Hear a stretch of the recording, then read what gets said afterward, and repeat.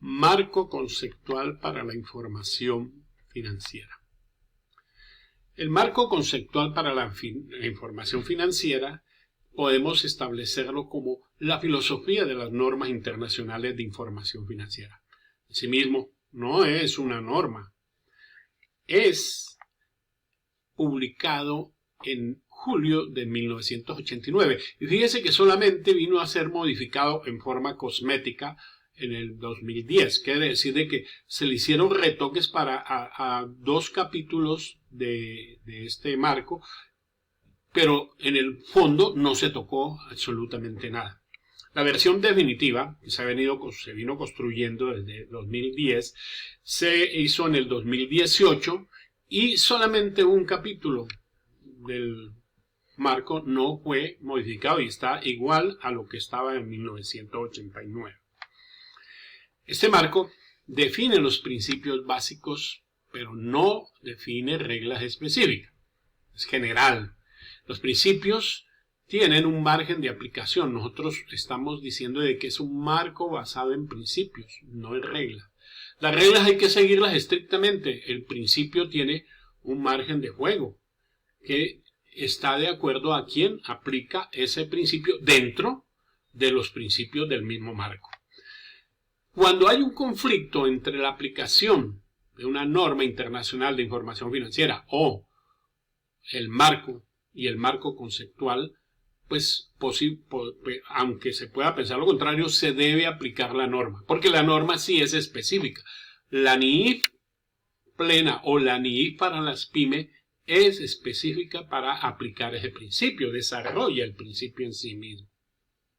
Entonces debe prevalecer siempre la NIIF. Claro está que si ese conflicto está dado, se supone que a posteriori el organismo que produce las IFRS, o sea, la Fundación IFRS, ella debe modificar, pero no el marco, modifica él la norma, porque la norma es la que aplica el marco. ¿Sí? Que quede claro en eso. Es posible que cuando se está aplicando un principio y se expide una norma, haya posibles equivocaciones en su aplicación. Entonces, la modificada es la norma, más no el marco. Entonces, mire, 1989, 2010 y 2018, y yo creo que a futuro es muy difícil que se vuelva a modificar el marco. Este marco es aplicable a cualquier tipo de empresa. Puede ser privada, puede ser pública, con ánimo de lucro, sin ánimo de lucro, grande o pequeña. No es cierto, téngalo presente, no es cierto que hay un marco para la información financiera de las empresas públicas o empresas estatales, o un marco para las empresas pyme, o un marco para las empresas micropymes, etcétera. No, señor, el mismo marco. Porque la medición que se hace, la clasificación, la presentación, la valoración que se hace de una transacción, no importa de la empresa que venga, puede cambiar, es su forma de rendir el informe. Entonces, si nosotros vemos en la contabilidad pública, existen unas normas internacionales de contabilidad para el sector público, las NISP o ISAS. Esas normas IPSAS, si usted toma una IPSA, ella dice, este IPSA número 1 o norma internacional de contabilidad para el sector público está basada en la norma internacional de contabilidad 1 y la norma internacional de contabilidad 1 está basada en este marco. Entonces hay un solo marco, es universal, hay un solo marco. Este marco establece cómo se debe presentar la información para muchos usuarios. O sea, es de propósito general. Es algo muy importante de tener en cuenta. Es para información de propósito general, no de información para usuarios específicos. Entonces allí vamos a entrar a ver cómo es que este marco establece es la información financiera de propósito general que va dirigida a una serie de personas que no conocemos y no vamos a conocer, pero que sí son interesadas en la información que publica el ente que genera los hechos económicos. Entonces, este marco conceptual está establecido, está estructurado como un documento muy serio. En este momento está en inglés, no está traducido, no conozco traducción oficial. Se ha hecho una traducción, pero es una traducción que no es oficial, no es de la IASB, que es el organismo que produce las normas, la IFRS Foundation. Entonces voy a mostrar cómo es su estructura para que la conozcamos. Primero, es una sección que explica el estado y el propósito del marco. Es el primer capítulo que dice objetivo de la información financiera con propósito general.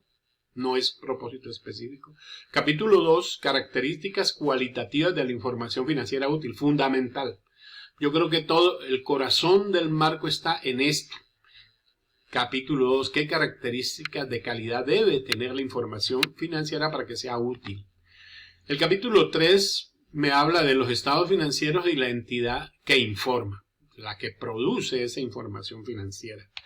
El capítulo 4, cuáles son los elementos de los estados financieros. Capítulo 5, reconocimiento y baja en cuentas, como se le conoce nosotros en nuestro lenguaje, baja en cuentas, pero podían algunos autores dicen reconocimiento y desreconocimiento de los hechos económicos.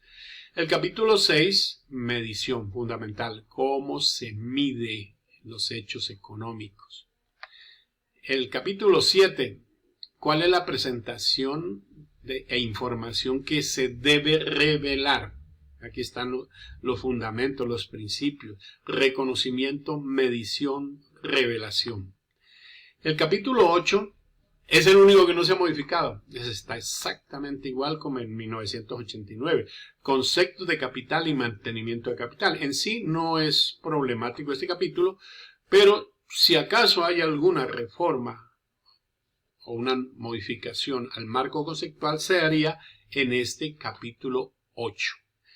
Por último, ya tiene un apéndice y el glosario, que es muy importante, el significado de todas las palabras que se utilizan dentro del marco. Es importantísimo también para que uno pueda saber de qué se está hablando. Ese fue aprobado en marzo del 2018 y, como les digo, todavía no tenemos o no conozco la traducción oficial.